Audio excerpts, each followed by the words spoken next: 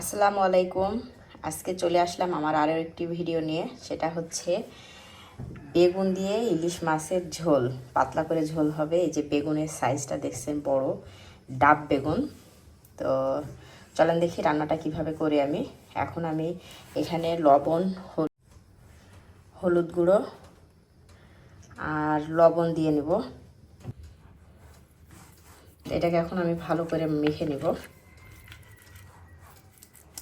সেদিন বাজার থেকে ইলিশ মাছ এসেছিলো, তো সেদিন খুব একটা বড় সাইজের ইলিশ পাওয়া যায়নি, তো এটা দিয়েই হয়ে যাবে। তো আমার লিসা খুব পছন্দ করে ইলিশ দিয়ে বেগুন মাছের ঝোল। ইলিশ দিয়ে বেগুন দিয়ে এটা খেতে আমারও খুব ভালো লাগে। তো আজকে রান্না করব, তো চলেন আপনাদের সাথে শেয়ার করি। এই তো প্রথমে আমি মাছগুলো ভেজে নিই। বেশি ভাজবো না, হালকা করে ভাজবো। এটা না ভেজেও ভালো লাগে। তারপরে আমি আজকে ভেজে দিলাম, যেহেতু ডিম আছে, ডিমটা আমি এইভাবে রেখে দিচ্ছি।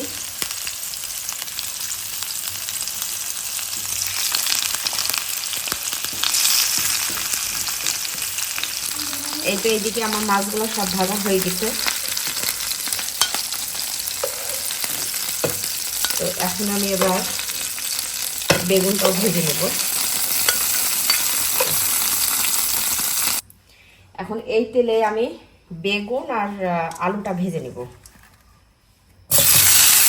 বেগুনগুলো বেশ মোটা মোটা করে কেটে দিচ্ছি, যেহেতু ঝোল করবো, একটু মোটা মোটা গদগদি হয়ে থাকলে ভালো লাগবে।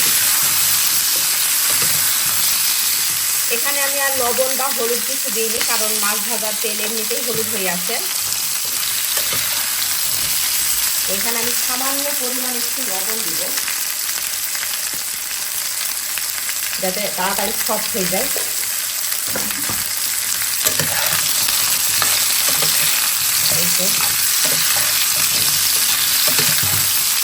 এখন এটা ভাজা হতে থাকুক, আমি পেঁয়াজের প্রিপারেশনটা নিয়ে নিই। এই যে বেগুন ভাজা, আলু ভাজা কমপ্লিট। এখন আমি রান্নাটা করে নেব।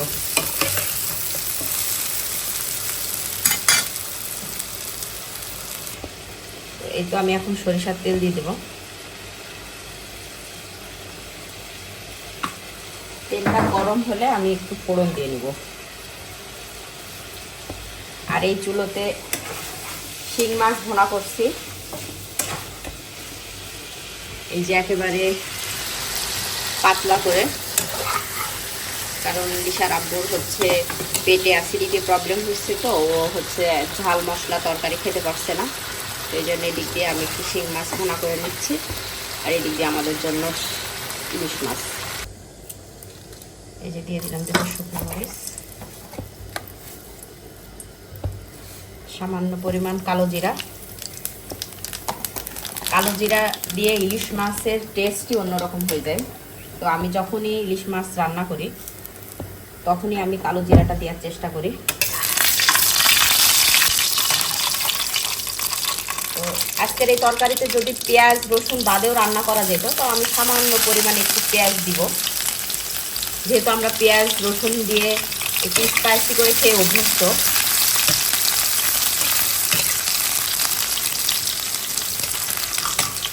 আর এই রান্নাটা করবো আমি পুরোটা কাঁচা মরিচ দিয়ে।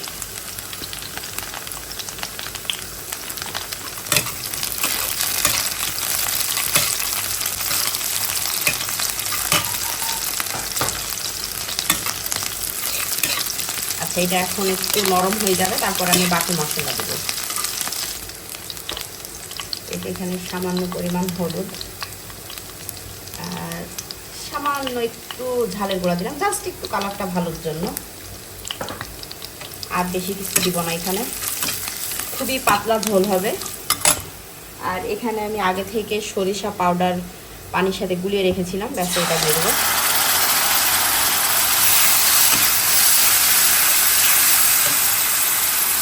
এটা দিয়ে একটু পানি দেবো,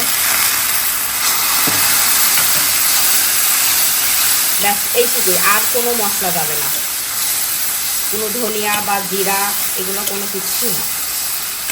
এটাতে অনেক টেস্ট লাগবে। আপনারা এইভাবে একদিন রান্না করে খেয়ে দেখবেন।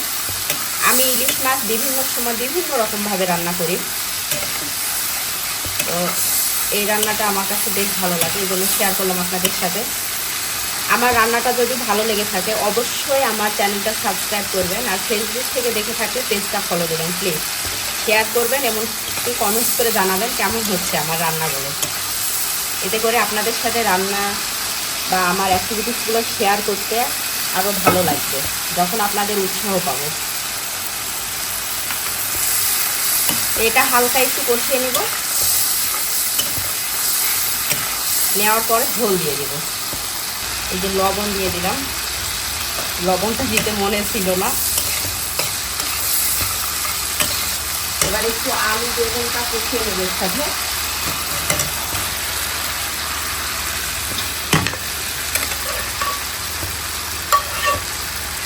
বেশিক্ষণ কষানো লাগবে না, যেহেতু এটা আগে থেকে ভাজা আছে। এটা জাস্ট একটু মশলাটা এপাশ ওপাশ করে লাগিয়ে ঝোল দিয়ে দেবো। রান্নাটা করে আপনারা একবার হলেও ট্রাই করবেন, খেয়ে দেখবেন, খুবই মজার। এখানে আমি গরম পানি দিয়ে দিলাম, আর একটু পরিমাণ পানি দিব, যেহেতু একটা সিদ্ধ হতে লাগবে, সময় লাগবে। তো এই তো আমার আলু আর বেগুন প্রায় সিদ্ধ হয়ে এসছে। এখন আমি মাছগুলো দিয়ে দেবো আস্তে আস্তে।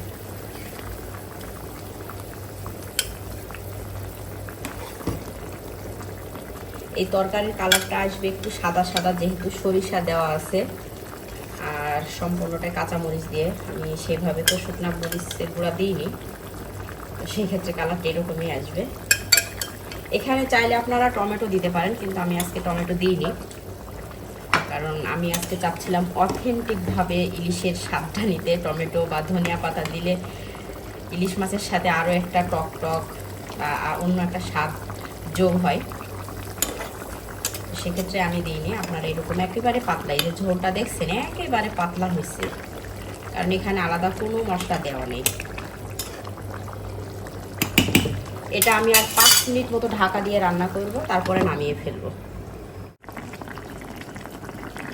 এই যে আমার রান্না কমপ্লিট, এখন আমি এটা নামিয়ে নিই। এই যে আমার রান্না এখন কমপ্লিট, খুব সুন্দর কালার এসছে। আই হোপ খেতেও খুব মজা হবে। তো সে পর্যন্ত সবাই ভালো থাকবেন, আমার জন্য দোয়া করবেন, আর ভালো লাগলে অবশ্যই আমার পেজটি ফলো দিবেন, পাশে থাকবেন। আসসালামু আলাইকুম।